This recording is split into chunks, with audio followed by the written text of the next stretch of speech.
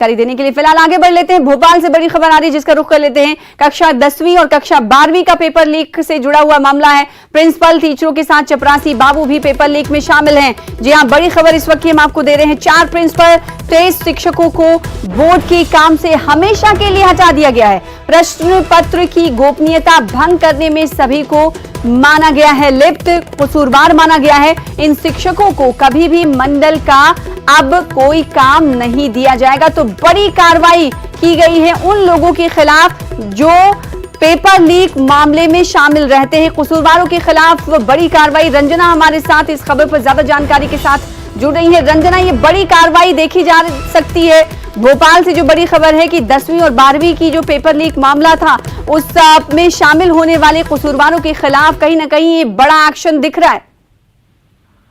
सेना एक्शन की अगर बात कर ली जाए, ये पहले ही लिया जा चुका था क्योंकि पेपर लीक का जो मामला है वो मार्च महीने का है। लेकिन अभी फिलहाल इसमें बड़ा जो अपडेट यही है कि फिलहाल सरकार ने यह स्वीकार कर लिया है कि आखिर जो पेपर लीक हुआ था उसमें गड़बड़ी हुई थी।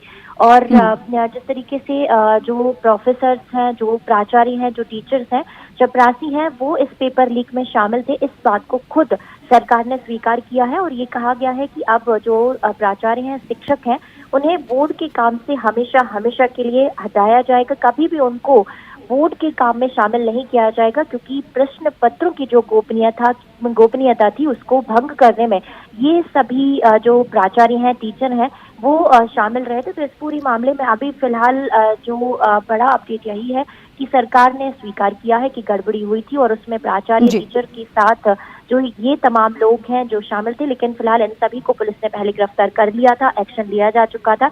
लेकिन स्वीकार्यता की जो बात है वो नहीं आई थी। लेकिन अब पेपर लीक कांड में सरकार ने ये माना है कि गड़बड़ी हुई थी और इसमें ये सभी लोग शामिल थे, इसीलिए अब इन सभी को बोर्ड के काम से हमेशा के लिए हटाया जाएगा। बिल्कुल, तो इसी कड़ी भी एक बड़ी कार्रवाई के तौर पर इसे देखा जा सकता है। बहुत शुक्रिया रंजना हमारे साथ जुड़ने के लिए, इस खबर पर ज्यादा जानकारी देने के लिए। फिलहाल आगे बढ़ लेते हैं, इंदौर का रुख करेंगे। इंदौर से बड़ी खबर आ रही है। सियागंज व्यापारियों से 4 करोड़ की ज्यादा की ठगी की गई है। व्यापारियों ने सियागंज मार्केट में पोस्टर लगाए हैं। जी हां, दलाल गोपाल को ढूंढ के लाने वाले व्यक्ति को 1 लाख का दिया जाएगा इनाम। पोस्टर में ये तमाम चीजें चस्पा की गई हैं। नकद इनाम देने की बात की जा रही है। दलाल गोपाल पुरोहित ने सियागंज थोक व्यापारियों के साथ बड़ी धोखाधड़ी की है।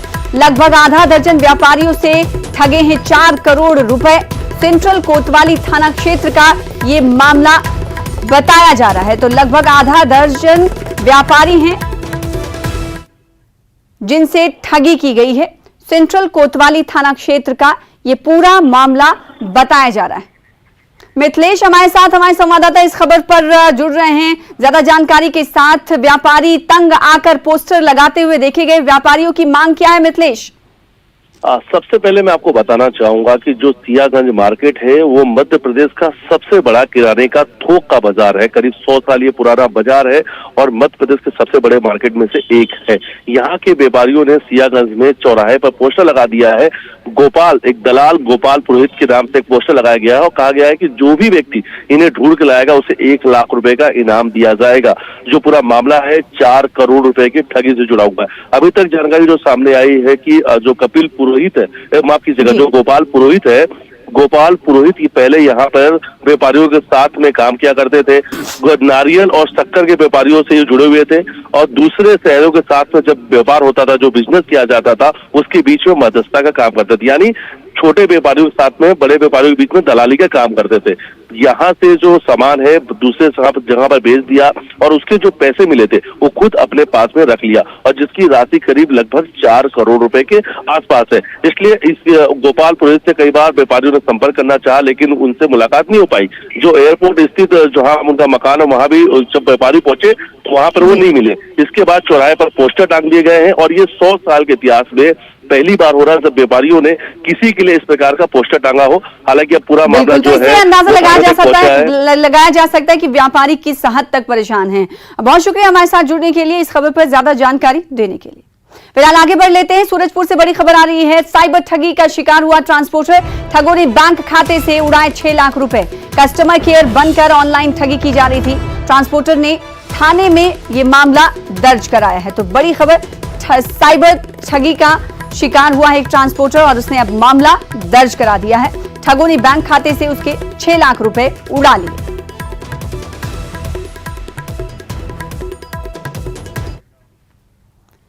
आगे बढ़ेंगे, इंदौर से बड़ी खबर आ रही है जिसका रुख कर लेते हैं। जेल प्रहरी के साथ चेन स्नैचिंग की घटना हुई है। बदमाशों ने जेल प्रहरी का चेन लूट लिया है। एक्टिवा सवार बदमाशों ने इस घटना को अंजाम दिया। आपको बता दें कि बदमाश सीसीटीवी कैमरे में कैद हो गए हैं। एमजी रोड पुलिस आरोपियों की तलाश में जुटी हुई है। तो बदमाशों ने जेल प्रहरी का चेन लूटा है। आगे बढ़ेंगे, बिलासपुर से खबर है कि मुरुम खदान में डूबने से 2 बच्चों की मौत हो गई है। सरकंडा थाना क्षेत्र के बहतराई बिजौर की घटना है। 2 बच्चों की मौत से पूरे गांव में मातम पसरा हुआ है। मामले की जांच में पुलिस हालांकि जुटी हुई। रायपुर का रुख करेंगे, बड़ी खबर है छत्तीसगढ़ के रेल यात्रियों की फिर मुश्किलें बढ़ गई हैं। प्रदेश में आज भी 12 से अधिक ट्रेनें रद्द रहेंगी। 15 अगस्त को यात्रा करने वालों की परेशानी बढ़ सकती है।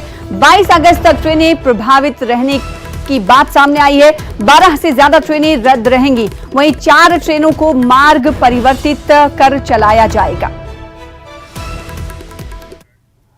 और पिंडर से बड़ी खबर है, हाथियों का दल पहुंचा मरवाही के घुसरिया बीच। 38 दिन में एपी में रहने के बाद वापस हाथियों का दल लौटा है। मरवाही वन मंडल में हाथियों के दल ने डेरा डाल रखा है। बॉर्डर से सटे इलाकों में कई घरों को क्षतिग्रस्त इन हाथियों ने किया है। फसलों को जमकर इन्होंने नुकसान पहुंचाया है। मकानों और फसलों का क्षतिग्रस्त कर ये दल जंगल पहुंचा है। मनेनगढ़ से बड़ी खबर है जिसका रुख कर लेते हैं। केलाहरी इलाके में 2 हाथियों ने डेरा डाल रखा है। केलाहरी रेंज के बैरागी बीच में हाथी मौजूद हैं। बिहारपुर रेंज में फसलों को नुकसान ये हाथी पहुंचा रहे हैं। पिछले 2 दिनों से इलाके में घूम रहे हैं हाथी और वन अमला इनकी निगरानी हालांकि कर रहा है और साथ ही साथ ग्रामीणों को सतर्क रहने की अपील भी वन अमला कर रहा है।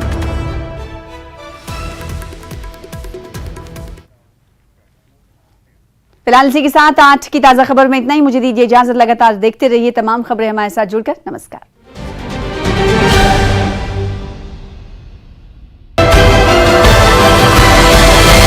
बात जारी। बिलासपुर में डायरिया पीड़ित युवक की इलाज के दौरान मौत। 1 महीने से मरीज था सिम्स में भर्ती। मरीज ने खाई थी भारी मात्रा में नींद की गोलियां। बिलासपुर में मशरूम खाने से 7 लोग बीमार। सभी बीमार एक ही परिवार के सदस्य। 10 से परेशान, अस्पताल में भर्ती। एमपी में चुनावी साल मतदाताओं को धार्मिक यात्रा करा रहे नेता मंत्री विश्वास सारंग आज 101 बसों से श्रद्धालुओं को रवाना करते दिखे। पूर्व मंत्री पीसी शर्मा की भी यही पहल।